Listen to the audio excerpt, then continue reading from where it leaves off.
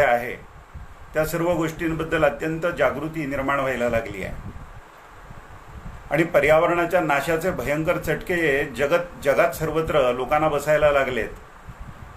Global वॉर्मिंगपासून पाण्याच्या तुटवड्यापर्यंत, one नष्ट होण्यापासून पशुधन, जैवविविधता ही सगळी धोक्यात येण्यापर्यंत, अगदी घराबाहेर चिवचिवाट करणाऱ्या चिमण्या सुद्धा गायब होण्यापर्यंत अनेक प्रकारची स्थित्यंतर समाज अनुभवतोय आता. आणि या सगळ्या गोष्टींचा समाजातला संवेदनशील वर्ग जो आहे, सुबुद्ध वर्ग जो आहे, तो अतिशय बारकाईने अभ्यास करतोय, विचार करतोय आणि हे चक्र उलटं कसं फिरवता येईल, सकारात्मक पद्धतीने काही काम कसं करता येईल. आपण एकत्र येऊन या सगळ्या समस्येला तोंड देऊ शकतो का? आपल्या लहानपणी, साधारण 50ची जी पिढी आहे, या पिढीने लहानपणी त्यांच्या अनुभवलेलं जे पर्यावरणाची समृद्धी होती, लहान लहान गावांमधनं आंब्याची जी मोठी मोठी झाडं होती, आम्रवृक्ष म्हणावे असे, वड, पिंपळ, उंबर, चिंच अशी वृक्षराजी होती खूप मोठ्या प्रमाणावर. गावागावातल्या ओढ्यांना खूप छान पाणी असायचं आणि स्वच्छ पाणी असायचं. बहुतेक जलाशयांचं पाणी आपण थेट पिऊ शकायचो, इतकं शुद्ध असायचं. आणि या पार्श्वभूमीवर आता हजारो कोटी रुपयाच्या मिनरल वॉटरचा व्यवसाय सुरू झाल्यानंतर या सगळ्या गोष्टींकडे गांभीर्याने समाज बघायला लागला. आपल्या समाजाने विज्ञान आणि तंत्रज्ञानामध्ये खूप प्रगती केली, अर्थकारणामध्ये खूप प्रगती केली, जणू काही संपत्तीचा महापूर वाहावा या पद्धतीची आपल्या देशाची स्थिती आज दिसते आपल्याला. पण त्याच वेळेला दुसरं एक भयंकर वास्तव समाज अनुभवतोय की आपलं अन्न शुद्ध नाही, आपली हवा शुद्ध नाही, आपलं पाणी शुद्ध नाही. अन्नात भवती भूतानी हे भगवद्गीतेतलं सूत्र आहे. अन्नापासून प्राणी मात्र तयार होतात. अन्न शुद्ध जर नसेल तर विचार शुद्ध कसे असू शकतील? ते शुद्ध असणार नाहीत. पर्यावरणाचा मनुष्याने जो विध्वंस केला, अनेक प्रकारे पर्यावरणाचं जे अमर्याद शोषण केलं, त्याची एक स्वाभाविक निष्पत्ती अशी आहे की त्याचा एक भाग म्हणून पर्यावरणाचा, प्रकृतीचा एक भाग मनुष्य आहे, एक अंश आहे. संपूर्ण प्रकृतीतल्या सूक्ष्म जीव जंतूंपासून, आपल्या डोळ्याने न दिसणाऱ्या अमिबापासून मनुष्यापर्यंत, पशु, पक्षी, वनस्पती, ही सगळी जैवविविधता, अनेक प्रकारचे कीटक, जलचर, भूचर, खेचर, हे सगळे, या सगळ्यांपैकी मनुष्य एक भाग आहे फक्त प्रकृतीच्या चक्राचा. आणि तो ज्या विध्वंसकतेने आता वागताना दिसतोय गेल्या काही वर्षामध्ये, ज्या पद्धतीचं अमर्याद शोषण प्रकृतीचं मनुष्य करतोय कुटिलतेने, एक अर्थकेंद्रित व्यवस्था, आणि तो ज्याला संपत्ती समजतो त्या संपत्ती करता वाटेल तो नाश पर्यावरणाचा करायला तो धजावतोय. आणि याची भयंकर किंमत समाज मोजतोय आता, प्रत्येक गोष्ट अर्थकेंद्रित झाल्यामुळे. आणि या सगळ्या गोष्टींचं उत्तर आता समाज शोधतोय. प्रत्येक मनुष्य आपापल्या पद्धतीने या समस्या कशा सोडवायच्या याचा शोध घेतोय. मी माझ्या छोट्याशा प्रयत्नाने या सगळ्या समस्यांमधनं बाहेर कसं पडायचं आणि त्याकरता आपण काय योगदान देऊ शकतो, आपण वेळ देऊ शकतो का, आपण श्रम करू शकतो का, आपण थोडासा पैसा खर्च करू शकतो का, या दृष्टिकोनातनं विचार करून एक छोटासा उपक्रम राबवला. माझं नाव अभय भंडारी आहे. मी विट्याला असतो, सांगली जिल्हा, महाराष्ट्र. 2003ला भयंकर दुष्काळ आमच्याकडे ज्यावेळेला पडला, त्या दुष्काळामध्ये एक छोटासा उपक्रम आम्ही राबवला. गारडी विट्यापासून जवळ एक छोटंसं गाव आहे, तिथे एक अर्धा एकर क्षेत्रामध्ये आम्ही वनीकरण केलं. आणि कडुनिंब, करंजापासून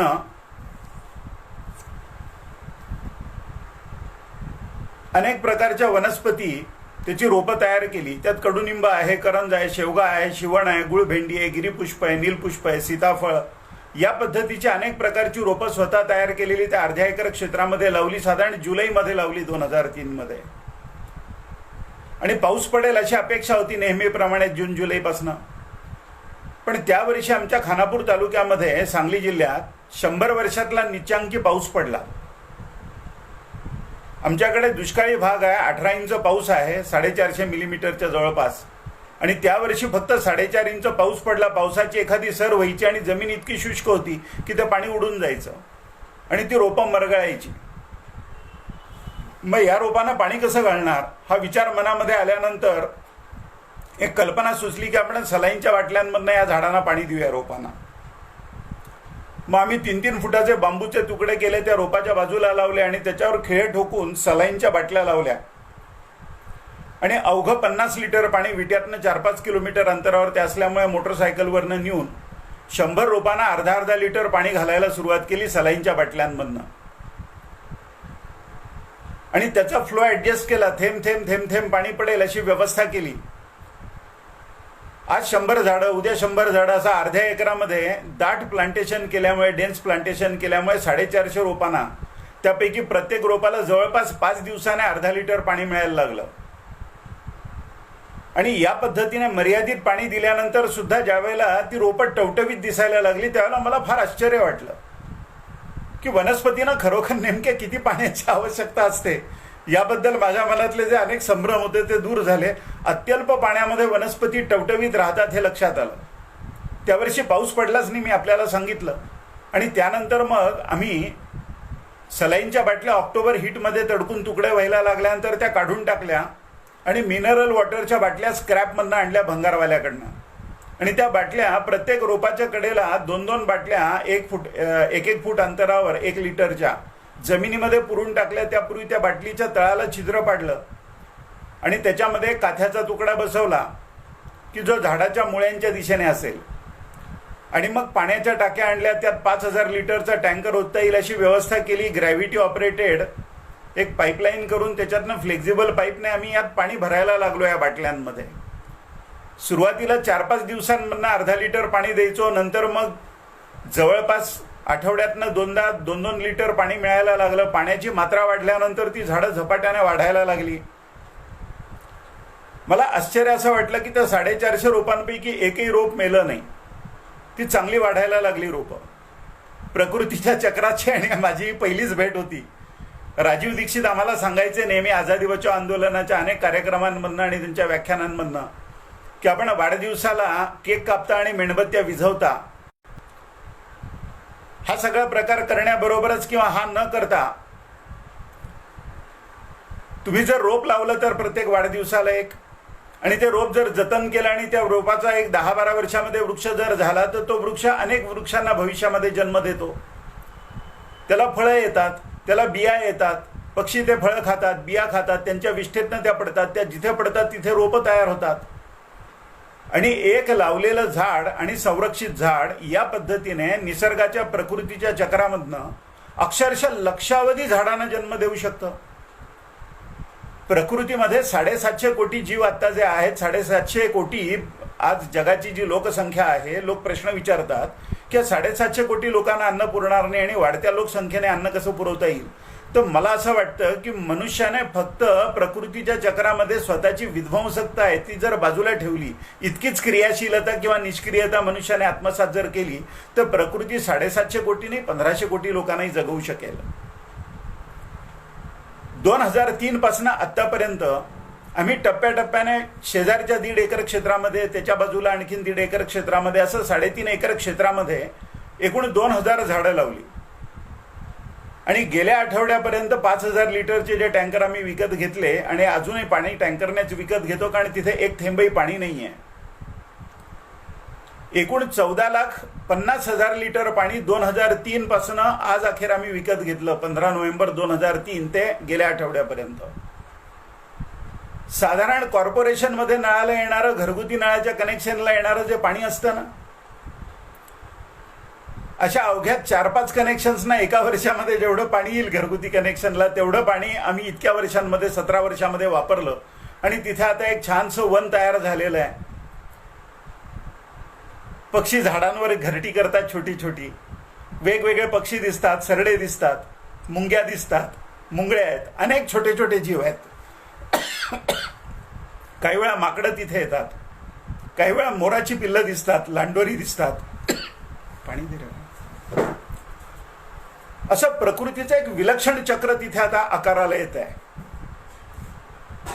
आणि इतका आनंद मिळतो की रोज साधारण इथे विट्यामध्ये असताना जवळपास रोज गारडीला एक चक्कर होते. आणि तिथे गेल्यानंतर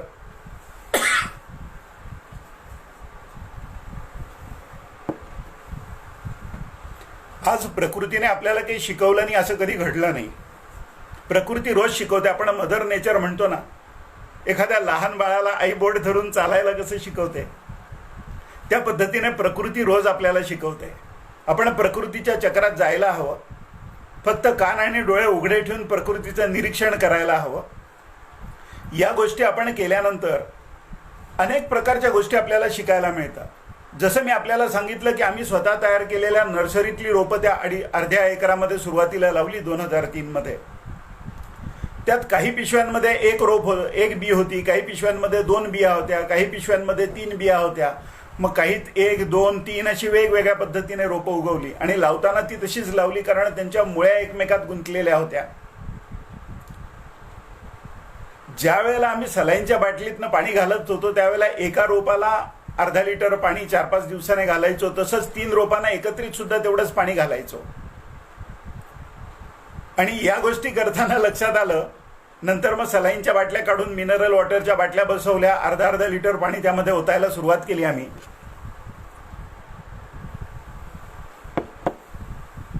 आपलं ह्युमन अरिथमॅटिक जे आहे, मानवी गणित जे आहे, अंकगणित आपलं, की एका रोपाला जर दर आठवड्याला 2 लिटर पाणी देत असू तर एकत्र 3 रोपं जर असतील तर 6 लिटर पाणी द्यायला हवं. पण आमच्या असं लक्षात आलं की 2च लिटर पाणी त्या 3 झाडांना एकत्रित ज्यावेळेला आम्ही देत होतो त्यावेळेला एका रोपाला 2 लिटर पाणी मिळणं आणि 3 रोपांना एकत्रित 2 लिटर पाणी मिळणं एवढा फरक असून सुद्धा, तफावत असून सुद्धा, त्या 3 पैकी प्रत्येक झाडाची वाढ एका झाडाला ज्याला 2 लिटर पाणी मिळतं त्यापेक्षा जास्त चांगली होती. हे आश्चर्यकारक होतं. ह्युमन अरिथमॅटिक पेक्षा प्रकृतीचं चक्र, ज्याला डिवाइन विजडम आपण म्हणतो किंवा ज्याला प्रकृतीचा इंटेलिजन्स आपण म्हणतो, जो प्रत्येक जीवामध्ये स्वतःच्या प्राणांचं रक्षण करण्याकरता, वनस्पतींना स्वतःचं रक्षण करण्याकरता, अशा अनेक गोष्टींकरता असतो की ज्याचं आकलन सामान्यपणे मनुष्याला होत नाही त्याच्या दिनचर्येमध्ये, त्याच्या व्यग्र दिनचर्येमध्ये. ते प्रकृतीच्या चक्रामध्ये गेल्यानंतर आपल्याला व्हायला लागतं. अनेक प्रकारचे जीव तिथे असतात. झाडांना इतकं कमी पाणी घालून झाडं जगतात हे मी पाहिलं. आता तिथे वन तयार झालंय, चांगलं छानपैकी सुंदर वन तयार झालंय. आणि ते वन तयार झालं, त्यात 2000 झाडं आहेत. पक्ष्यांनी झाडांवर घरटी केलेली आहेत. अनेक प्रकारचे जीव तिथे दिसतात. आणि आता एप्रिल जवळपास संपत आला. एप्रिल महिन्याच्या अखेरीला सुद्धा कडकडीत ऊन असताना, ज्यावेळेस 42, 43, 44 डिग्रीज पर्यंत ऊन जातं, 42, 43 पर्यंत तर दर उन्हाळ्यामध्ये जातं आमच्या भागामध्ये ऊन. मग एवढं टेम्परेचर वाढल्यानंतर तिथे त्या अर्ध्या एकर क्षेत्रामध्ये ज्यावेळेला आपण शांतपणे बसतो त्यावेळेला गार हवेची अखंड झुळूक चालते, अखंड गार हवा येते.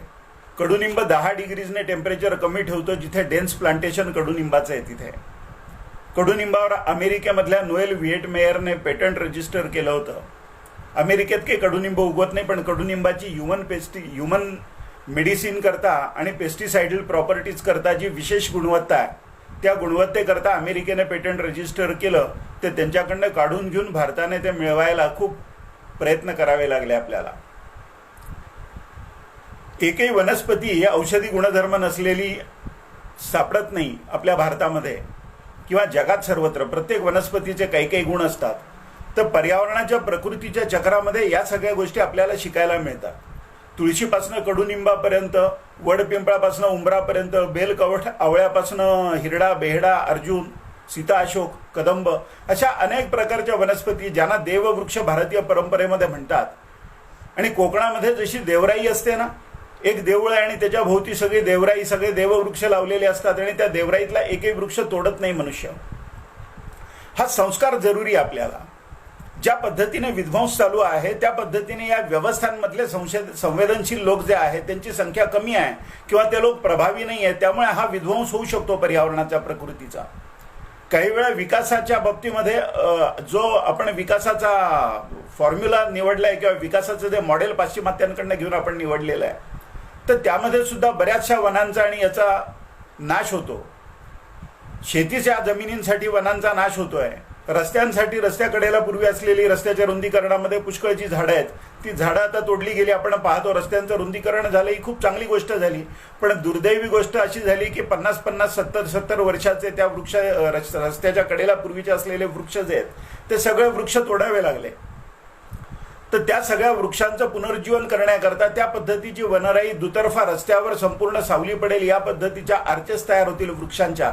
याकरता वृक्षांचं संगोपन करणं, रस्त्याच्या कडेला ते वृक्ष लावणं आणि त्या पद्धतीने ते वाढवणं, हे काम आपल्याला करावं लागेल.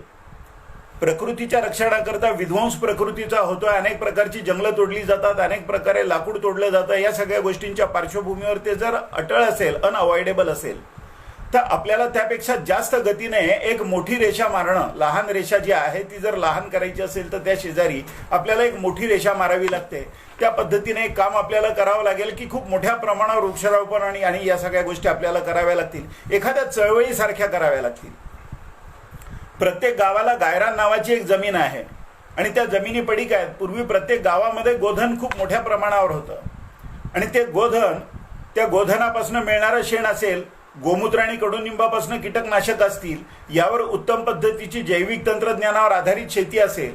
प्रत्येक गावामध्ये बीज स्वतःचं होतं. प्रत्येक गावामध्ये पावसाचं जे पाणी आहे त्या पावसाच्या पाण्यावर क्रॉप पॅटर्न होता आणि जगबुडी झाली तरी सुद्धा आमची गावं स्वतंत्रपणे जगू शकतील या पद्धतीची एक आत्मनिर्भर व्यवस्था भारतातल्या प्रत्येक छोट्या गावामध्ये होती आणि याचे पुरावे फार प्राचीन काळापासून मिळतात. अगदी इसवी सणापूर्वी 300 वर्ष अलेक्झांडरचं ज्यावेळेला भारतावर आक्रमण झालं त्यावेळेला त्याच्याबरोबर आलेला मॅगास्थेनिस जो आहे त्याने त्यावेळेच्या तत्कालीन भारताचं वर्णन केलंय आणि ते वर्णन करताना तो म्हणतो, त्याचे इंग्लिश भाषांतर असं आहे, every village in this country is a separate Republic.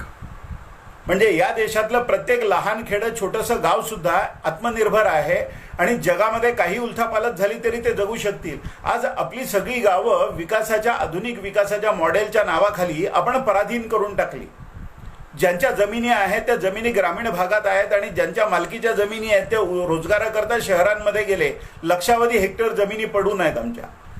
पावसाच्या पाण्यावर जिथे 12 महिने शेती होऊन मानववंश जगत होता त्या सर्व ठिकाणी आम्हाला आता लिफ्ट इरिगेशनच्या स्कीम्स कराव्या लागतात आणि खूप मोठ्या प्रमाणावर पाण्याचा गैरवापर आम्ही करतो आहोत. ऊसासारख्या पिकामध्ये करतो. एक एकराला 5-5 कोटी लिटर पाणी आपण वापरतो आणि मी आपल्याला सांगितलं की 2000 वृक्ष जपण्याकरता, ते एक छोटंसं वन तयार करण्याकरता 3.5 एकरामध्ये अवघं 14,50,000 लिटर पाणी आम्ही 17 वर्षामध्ये वापरलं. तर पाण्याच्या लिटरच्या गणिताचा सुद्धा आम्हाला खूप संवेदनशीलतेने विचार करावा लागेल आता. तर पर्यावरण रक्षण करणं, पर्यावरण संवर्धन करणं हे अनेक पातळ्यांवर काम करावं लागेल. वृक्षारोपणाचं काम करावं लागेल. लावलेल्या झाडांचं रक्षण आणि संवर्धन करण्याची जबाबदारी महत्वाची आहे.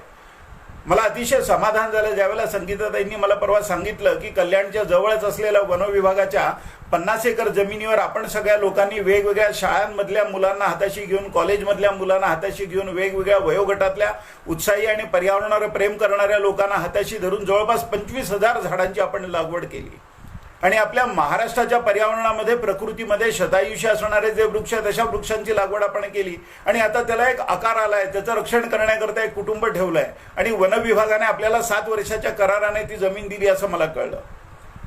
त्या लावलेल्या वृक्षांचं रक्षण करण्याकरता वन विभागाकडे पुरेसे कर्मचारी नाही आहेत. तर मला असं वाटतं की वन विभागाने सुद्धा याचा विचार करायला हवा की आणखीन 7 ऐवजी आणखीन पुढच्या 7 वर्षाचं एक्सटेन्शन जर करून दिलं आणि तुम्ही लावलेली वनराई जी आहे त्याचं वृक्षांमध्ये रूपांतरण जर झालं, ती जर आत्मनिर्भर झाली वनराई, तर खूप मोठ्या प्रमाणावर त्यापासून पर्यावरणीय लाभ तर मिळतीलच.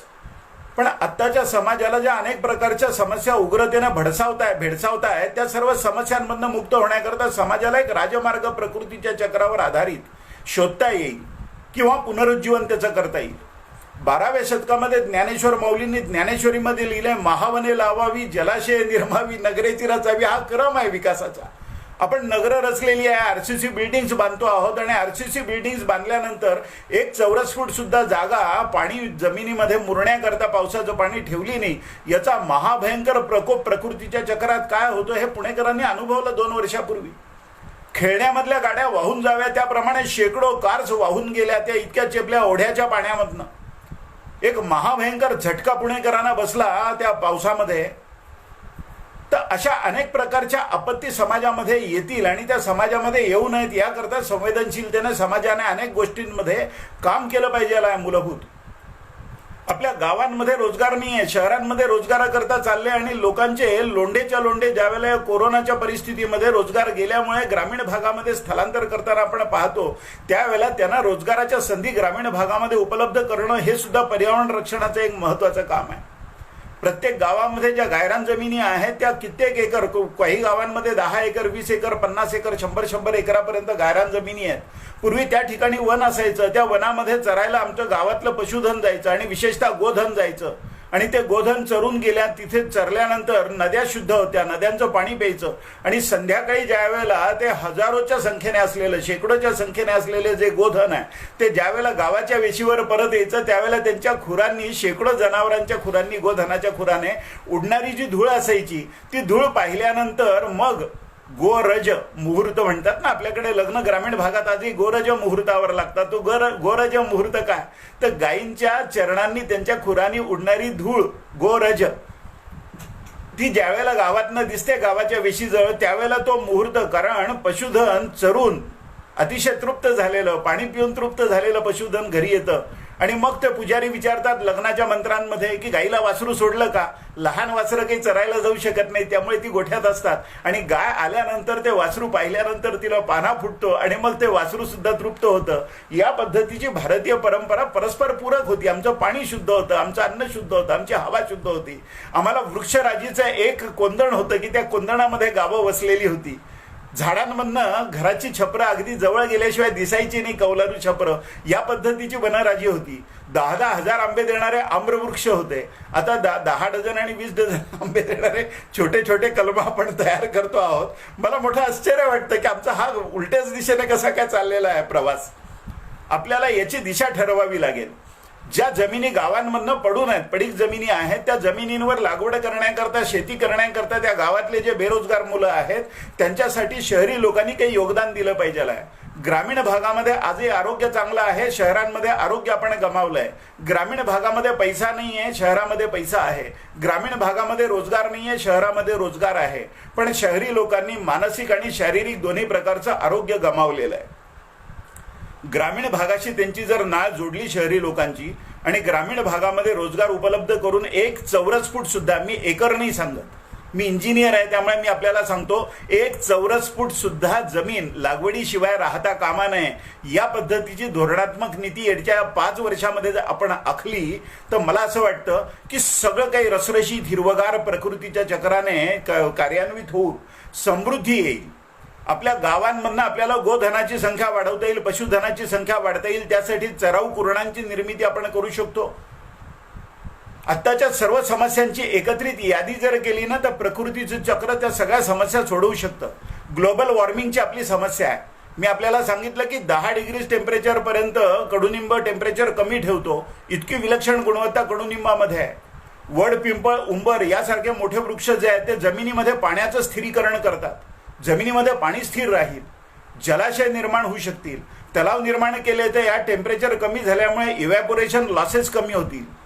आपण आधुनिक विज्ञानामध्ये म्हणतो की matter and energy are interconvertible, एकमेकांमध्ये कन्वर्ट करता येतं. पण मॅटर टू एनर्जी आपण कन्वर्ट करतो आहोत, एनर्जी टू मॅटर कन्वर्ट जिथे होते असं कुठे पाहिलंय का तुम्ही एकतरी उदाहरण की एनर्जी आम्ही मॅटरमध्ये कन्वर्ट केली. एनर्जी फक्त प्रकृती जी आहे, प्रकृतीचं चक्र आणि वृक्ष जे आहे ते फक्त सौर ऊर्जेचं वस्तुमानामध्ये, मॅटरमध्ये रूपांतरण करू शकतात. हे उलट चक्र आपल्याला मानवी जीवनामध्ये जगाच्या पाठीवरच्या कुठल्याही प्रयोगशाळेत आजपर्यंत फिरवता नाही आलं. आपल्याला पाणी निर्माण नाही करता येणार, मग ते पाणी नष्ट होणार नाही आणि जास्तीत जास्त चांगल्या पद्धतीने पेयजल शुद्ध स्वरूपामध्ये राहील. या पद्धतीची व्यवस्था आपण नाही का करू शकणार.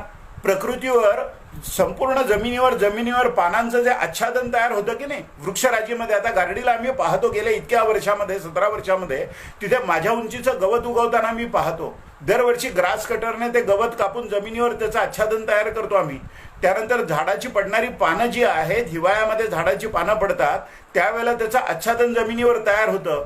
ते आच्छादन का तयार होतं प्रकृतीच्या चक्रामध्ये. बघा डिवाइन विजडम कसं आहे की त्यानंतर हिवाळ्यानंतर ज्या वेळेला उन्हाळा येणार आहे त्यावेळेला उन्हाळ्यामध्ये जमिनीमध्ये त्या अगोदरच्या पावसाळ्यात मुरलेलं जे पाणी आहे ते पाणी इव्हॅपोरेट होऊ नये, त्या झाडांना त्या पाण्याचा उपयोग व्हावा, या एकमेव कारणाकरता झाडाची पानं जमिनीवर टाकून देतात. आणि ऐन उन्हाळ्यामध्ये जमिनीमधलं जे पाणी आहे ते पाणी ग्रहण करून त्या उन्हाळ्याची झळ समाजाला बसता कामा नये, जीवजंतूंना बसता कामा नये, प्रकृतीला बसता कामा नये. म्हणून ऐन उन्हाळ्यामध्ये वसंत ऋतूमध्ये हिरवीगार पालवी झाडावर आपल्याला दिसते. तुकाराम महाराज म्हणतात, तरू फुटे उष्ण काळा मासी, पाणी दयाची कोण घाली. गारडीला दरवर्षी मी अनुभवतोय, ज्या झाडाला एक थेंबे पाणी आपण घातलं नाही त्या झाडाला हिरवी लुसलुशीत पालवी येते. वडाची पालवी पहा, अर्जुनाची पालवी पहा. ती पालवी पाहिल्यानंतर, पळसाची पालवी पहा, ती पानं पाहिल्यानंतर इतकं समाधान होतं. हिरव्या रंगामध्ये किती शेड्स असू शकतात याचं एक विलोभनीय दर्शन प्रकृती आपल्याला घडवते. प्रकृती अत्यंतिक समृद्धी निर्माण करते. आमच्या गारडीच्या अर्ध्या एकर क्षेत्रामध्ये आमच्या एका कामगाराने, शामराव नावाच्या, एक 6 कोरफडीचे कंद आणून लावले होते. मग त्या कोरफडीच्या कंदांना दरवर्षी नवीन नवीन कोंब यायचे आणि पिल्लं यायची आणि ते पुढे आम्ही लावायचो. आता अर्ध्या एकरामध्ये 25 ते 30 टन कोरफड आहे. त्याला एक शूट असा वर येतो, एक कोंब येतो, तो वाढतो, तो मोठा होतो, त्याला फुलं लागतात, ती जमिनीवर पडतात, ती परत उगवतात. तीच गोष्ट कंपाऊंड म्हणून कडेला लावलेल्या काटेरी घायपाताच्या बाबतीमध्ये घडते. प्रकृती मल्टिप्लिकेशन ऑफ वेल्थ करते. एका कडुनिंबाच्या पूर्ण वाढ झालेल्या झाडाला एक 15-20 हजार निंबोळ्या जर लागत असतील तर प्रकृती गुणाकार किती करते. मानवी बुद्धी प्रकृतीमध्ये संपत्तीचा फक्त गुणाकार नाही करत, संपत्तीची बेरीज करते मानवी बुद्धी. त्यापेक्षा जास्त संपत्ती निर्माण आपल्याला करता येत नाही, पण प्रकृतीच्या चक्रामध्ये संपत्तीचं मल्टिप्लिकेशन आहे. 1 एकर क्षेत्रामध्ये शेतकरी शेती करताना 2 किलो, 3 किलो किंवा 4 किलो बीज ज्या वेळेला वापरतो, त्यावेळेला कमीत कमी ज्या वेळेला त्याला उत्पन्न मिळतं त्यावेळेला ते 6 पोती 8 पोती असतं, किमान 4 पोती. 4 पोती जरी धान्य झालं तरी 4 किलोचे 400 किलो होतात. 100 पट मल्टिप्लिकेशन ऑफ वेल्थ प्रकृतीचं चक्र फारसे श्रम न करता, फारशी बुद्धी न वापरता, उच्च तंत्रज्ञान न वापरता ज्या वेळेला करते त्यावेळेला प्रकृतीच्या चक्राकडे मनुष्य डोळे उघडे ठेवून पाहत का नाही याचं उत्तरच आम्हाला कळत नाही. आपण 10,000 रुपयाला घेतलेल्या मोबाईलची 6 महिन्यानंतर 5,000 रुपये सुद्धा किंमत होत नाही. याला आपण विकास म्हणतो. हा संपत्तीचा क्षय आहे. प्रकृती संपत्ती निर्माण करते, संपत्तीचा गुणाकार करते आणि स्वयंप्रेरणेने प्रकृती हे करते.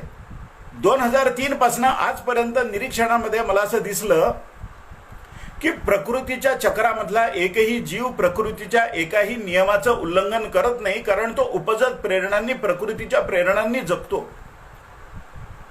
मनुष्यच फक्त विध्वंस आहे. मनुष्याची ही विध्वंसकता जी आहे, 1 स्क्वेअर किलोमीटर एरिया फक्त कंपाऊंड करून आपण जर बंदिस्त केला ना, मनुष्याला पाऊल ठेवू दिलं नाही तिथे, तर प्रकृती एक 10, 12, 15 वर्षामध्ये तिथे तसंही जंगल निर्माण करू शकेल असं मला वाटतं. इतकं प्रकृतीचं चक्र स्वयंपूर्ण आहे. प्रकृतीने मनुष्याला गृहीत नाही धरलेलं.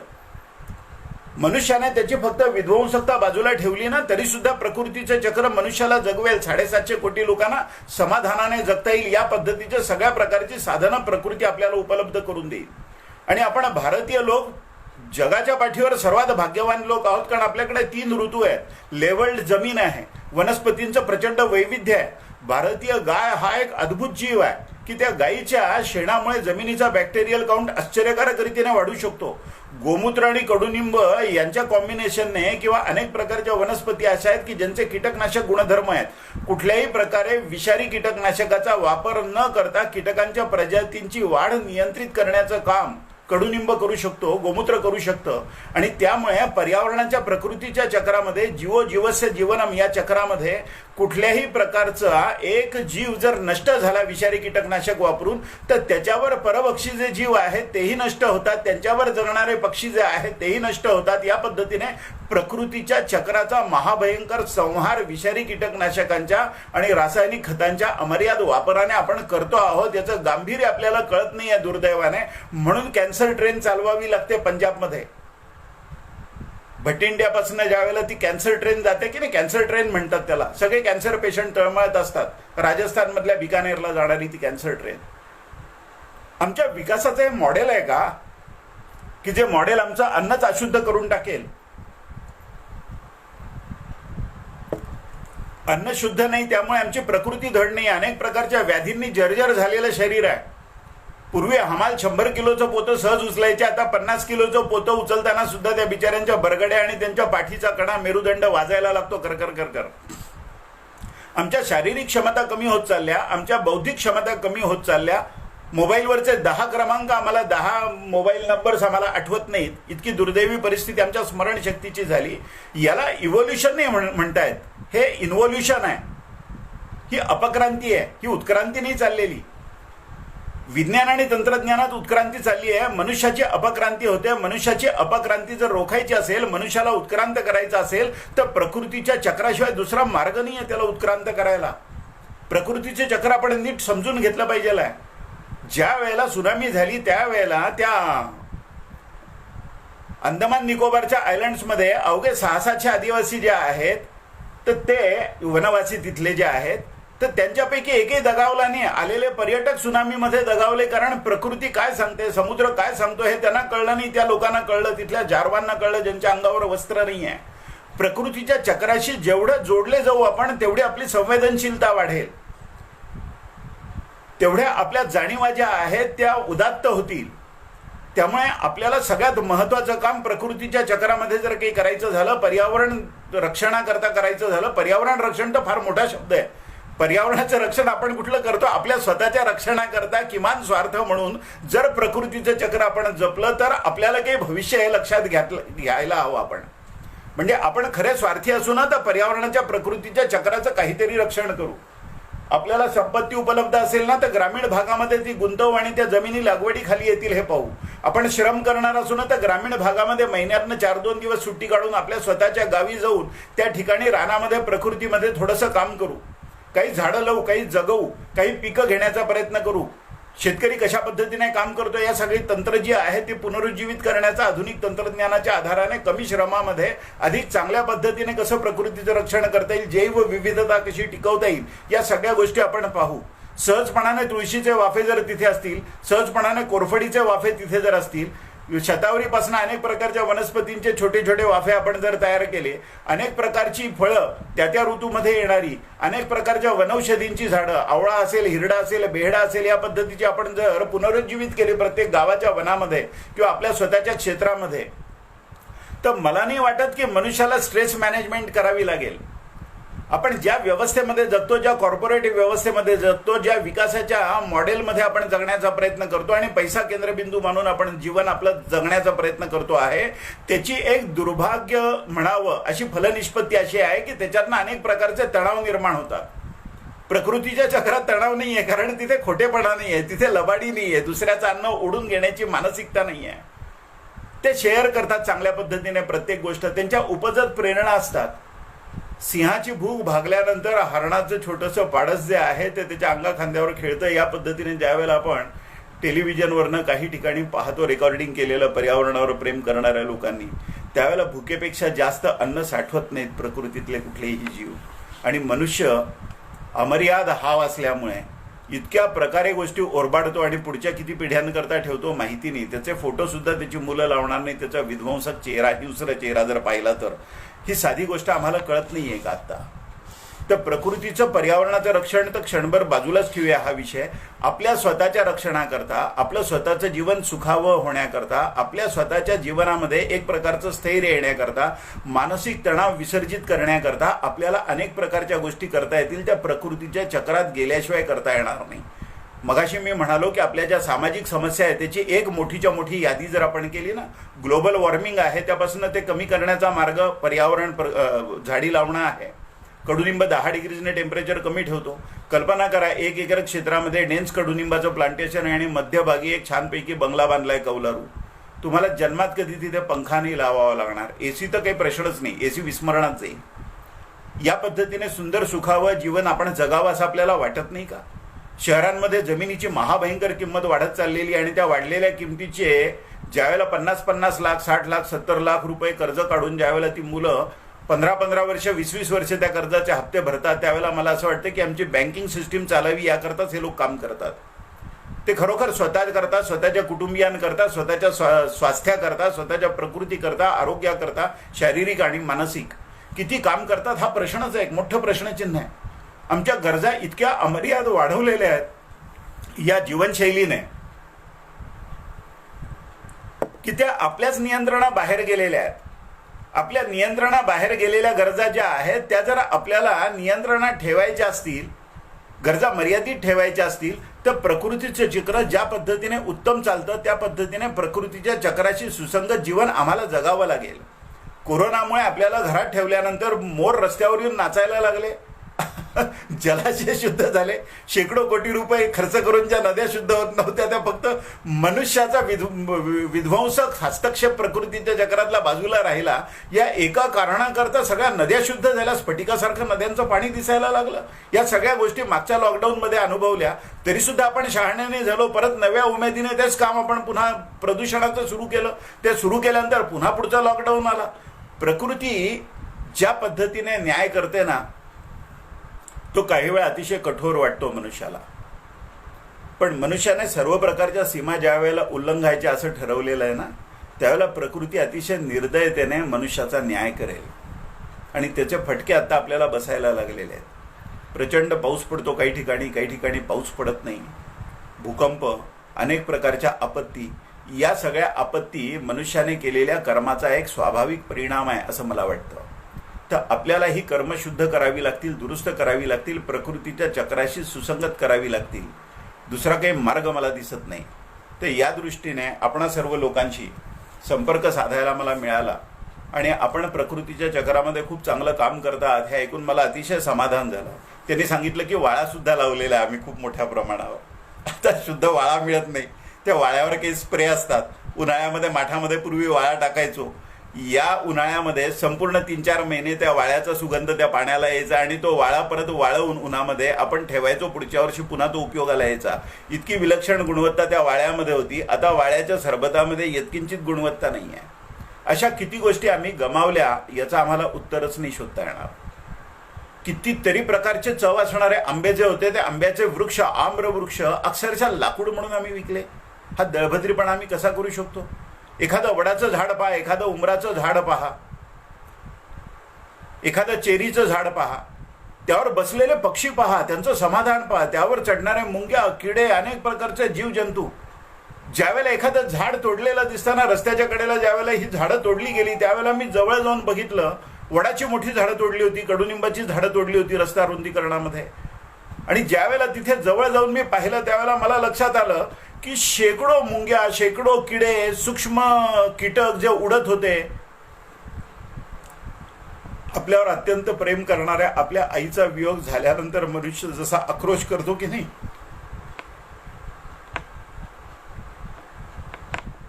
कवी ग्रेस आईची आठवण काढून म्हणतात ना, ती गेली तेव्हा रिमझिम पाऊस निनादत होता, अंगणात कमले मजला संपले बालपण माझे. हा जो आक्रोश आहे ना मनुष्याचा, अतीव दुःखाने होणारा, तसा आक्रोश निशब्दपणाने ते छोटे छोटे कीटक व्यक्त करत होते, त्या मुंग्या व्यक्त करत होत्या, ते किडे व्यक्त करत होते. त्यांना कळलं की आपला बसेरा हल्ला, आपलं घरटं हल्लं, आपला आश्रय संपला. आता हे झाड तोडून टाकलं या मनुष्याने. आपल्याला या पापाचं परिमार्जन करायचं आहे. आपल्याला आपल्या नद्या, आपले जलाशय शुद्ध करायचे आहेत. आपल्याला आपली गावं आत्मनिर्भर करायची आहेत. पडणाऱ्या पावसाच्या पाण्याच्या प्रत्येक थेंबापासून काहीतरी निर्माण करण्याचं प्रकृतीचं चक्र जे आहे, ते चक्र आपल्याला समजून घेतलं पाहिजे आहे. आपल्याला प्रकृतीचं दोहन करायचं आहे, शोषण नाही करायचं. गाय तिच्या कालवडीला दूध पाजते आणि त्यानंतर मग जो गाय पाळणारा गोपाल आहे त्याला सुद्धा पुरेसं दूध देते. ही भारतीय परंपरा आहे. तिच्या वासराकडे पाहून तिला जर पाना फुटत असेल तर तिच्यासाठी कष्ट करणाऱ्या, तिच्यासाठी चारा निर्माण करणाऱ्या, तिच्या अनेक प्रकारचं चांगलं उत्तम पोषक आहार तिला देणाऱ्या गोपालाकडे पाहून तिचा पाना नाही का फुटणार? प्रकृतीचं चक्र मदर नेचर आहे. प्रकृती आपली आई आहे. हा संस्कार आपल्याला शाळांमधनं लहानपणापासून मुलांमध्ये रुजवला पाहिजे आहे. ती मुलं सुसंस्कृत होतील, अत्यंत संवेदनशील होतील.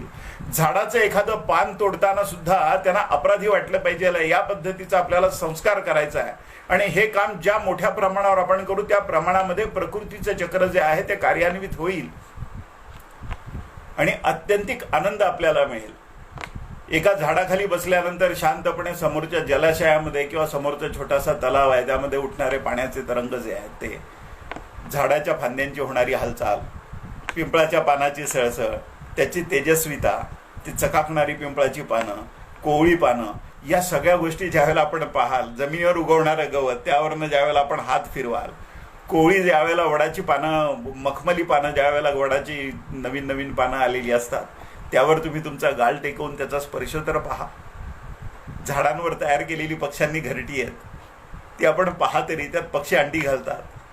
त्या चिंचेच्या कमी वाढलेल्या झाडावर, एका कमी उंचीच्या झाडावर तेवढ्यात काही चिमण्यांनी घरटी केलेली होती आणि त्यामध्ये अंडी घातली होती. मी रोज ती अंडी बघायचो की आता ते पक्षी बाहेर केव्हा येतील, काय येतील. रोज जायचो आणि बघायचो. एक दिवस आतनं हालचाल दिसली मला. त्या अंड्याचं कवच जे आहे ते फोडण्याचा प्रयत्न करत होतं आतलं ते पिल्लू. एक 2-2.5 तास मी तिथे थांबलो. मला काळजी वाटायला लागली की अंधार पडल्यानंतर ते बाहेर येईल का आणि मला कळणार नाही का. पण सूर्य अस्ताला जाण्याच्या एक 15-20 मिनिट अगोदर त्या अंड्यामधनं चोच मारत मारत त्या अंड्याला क्रॅक करून त्या पक्षाचं छोटासा पिल्लू होतं, छोटंसं त्या चिमणीचं, त्याचा चेहरा मला दिसला. त्या अंड्यातला जो द्रव पदार्थ होता तो त्याच्या चेहऱ्यावरनं असा खाली टपकत होता, थेंब थेंब थेंब थेंब त्याच्या डोळ्यांवरनं टपकत होता. अतिशय क्षीण प्रकृती असलेलं ते पिल्लू, त्याच्या डोळ्यावर एक पातळ आवरण असायचं ना, ते पातळ आवरण त्याने उघडून, ते डोळे उघडून त्याने प्रकृतीचं पहिल्यांदा दर्शन घेतलं. ज्यावेळेला त्याने ते प्रकृतीचं दर्शन घेतलं त्यावेळेला त्याच्या त्या निरागस डोळ्यांची आणि माझी दृष्टी भेट झाली. हा क्षण मी जन्मात विसरू नाही शकणार. $1,000,000 तुम्हाला हे अनुभवता नाही येणार. हे प्रकृतीचं ऐश्वर्य आपण पुढच्या पिढ्यांना समजावून सांगायचं आहे. आपल्याला प्रकृतीतला एक जीव म्हणून जगायचा आहे. प्रकृतीचं शोषण करून जगायचं नाही आहे. आपलं अन्न शुद्ध असलं पाहिजे, आपलं पाणी शुद्ध असलं पाहिजे, आपला आहार शुद्ध असला पाहिजे. प्रकृतीच्या नियमाप्रमाणे त्या त्या काळामध्ये कालोद्भव पुष्प, कालोद्भव फळ, त्या पद्धतीने भारतीय परंपरेप्रमाणे आपल्याला जीवनाचा आस्वाद घ्यायचा आहे. आणि या विषयावर आपण खूप काम करूया. जर आपण या विषयावर खूप काम नाही करणार तर लोक जी भयावह अवस्था, आता ऑक्सिजन सिलेंडरची, विशाखापट्टणम पासून ऑक्सिजन आपल्याला आणावा लागतो. ज्या महाराष्ट्रामध्ये, यादवकालीन महाराष्ट्रामध्ये कस्तुरीचा धुराळा उडतो असं वर्णन बाबासाहेब पुरंदरे करतात राजा शिवछत्रपती नावाच्या ग्रंथाच्या पहिल्या चॅप्टरमध्ये. तिथे किती वनं असतील, ऑक्सिजन किती असेल. अशा वनांमध्ये ज्याला श्वास घ्यायचा त्रास आहे असा दम्याचा एखादा विकारी जो आहे, पेशंट जो रुग्ण आहे, त्याने कडुनिंबाच्या डेरेदार वृक्षाखाली नुसती खाट टाकून तिथे जो झोपला ना तरी त्याचा श्वासोश्वास उत्तम चालेल असं आमचं वैद्यकशास्त्र सांगतं. मग या सर्व गोष्टींचं विस्मरण झाल्यामुळे की या सगळ्या गोष्टींचा नकळत विध्वंस आपल्या हातून झाल्यामुळे आपण जी भयंकर किंमत मोजतो आहोत ती किंमत इथून पुढे मोजायची नसेल तर आपल्याला हे प्रकृतीचं चक्र उलटं फिरवावं लागेल. आणि मदर नेचर ज्याला आपण म्हणतो ना, प्रकृती आपली आई आहे, रोज दिवसातला काही वेळ तरी आपल्याला प्रकृतीच्या चक्रामध्ये घालवायला सुरुवात करायला हवी. आणि हे आपण करूया, यात यशस्वी होऊ. कारण भारत ही देवभूमी आहे आणि या देवभूमीमध्ये सत्य संकल्पाचा दाता नारायण या अर्थाने आपण प्रत्येक संकल्प आपल्या मनामध्ये येणारा जो आहे तो परिपूर्ण होईल, तो फलीभूत होईल, यात काही शंका नाही. आपण सर्व लोक प्रकृतीच्या चक्रामध्ये खूप मोठं काम करता आहात, योगदान करता आहात. मी गेल्या काही वर्षामध्ये एका विद्यार्थ्यासारखं खूप काही शिकण्याचा प्रयत्न करतो. एक ठिपक्या एवढं सुद्धा काम माझ्या हातून झालं नाही. कारण मला हे कळलं की प्रकृतीचे चक्र आत्मनिर्भर आहे. मी थोडंसं पाणी घालून काही झाडं जगवली म्हणून स्वतःची पाठ थोपटून घेण्याची गरज नाही. कारण झाडं प्रकृतीच्या चक्रामध्ये, प्रकृतीच्या वायुमंडलामध्ये असणारी आर्द्रता जी आहे ती शोषून स्वतः जगू शकतात, हे कळलेलं आहे. मनुष्याला यातनं वजा केला तर काहीच घडणार नाही. प्रकृतीचं चक्र जास्त चांगल्या पद्धतीने चालेल. पण मनुष्याला वजा जर केलं प्रकृतीच्या चक्राने तर आपलं काय होणार. या भयंकर काळजीने ग्रस्त झालेल्या आपल्यासारख्या सगळ्या मनुष्य जातीला प्रकृतीच्या चक्राशी जुळवून घ्यावं लागेल, यात काही संदेह नाही. आणि जास्तीत जास्त संवेदनशील होण्याकरता प्रकृतीच्या चक्रामध्ये जाऊया. आपण प्रकृतीचं चक्र समजून घेऊया. एका बीजामध्ये दडलेला मोठ्याच्या मोठा वृक्ष काय असतो, कशा पद्धतीने त्याच मातीमध्ये बीज बदललं की त्याची फळं बदलतात, त्याची फुलं बदलतात, त्याचा गंध बदलतो, त्याचे गुणधर्म बदलतात. एका छोट्याशा सूक्ष्मतम बीजामध्ये प्रकृतीने इतक्या सगळ्या गोष्टी कशा पद्धतीने टाकलेल्या आहेत एकाच वेळेला की ज्याचा क्रमविकास उन्हामध्ये होतो, प्रकाशामध्ये होतो, पाण्यामुळे होतो, भूमीमुळे होतो, हवेमुळे होतो. तर हे प्रकृतीचे चक्र आपण समजून घेऊया आणि जास्तीत जास्त चांगल्या पद्धतीने काम करण्याचा आपण प्रयत्न करूया. तुमच्या या उपक्रमाला माझ्या खूप खूप शुभेच्छा. आपण खूप चांगलं काम करता आहात आपण लोक. आणि आपण मला यासाठी निमंत्रित केलं याकरता अत्यंत कृतज्ञतेने मी आपल्याला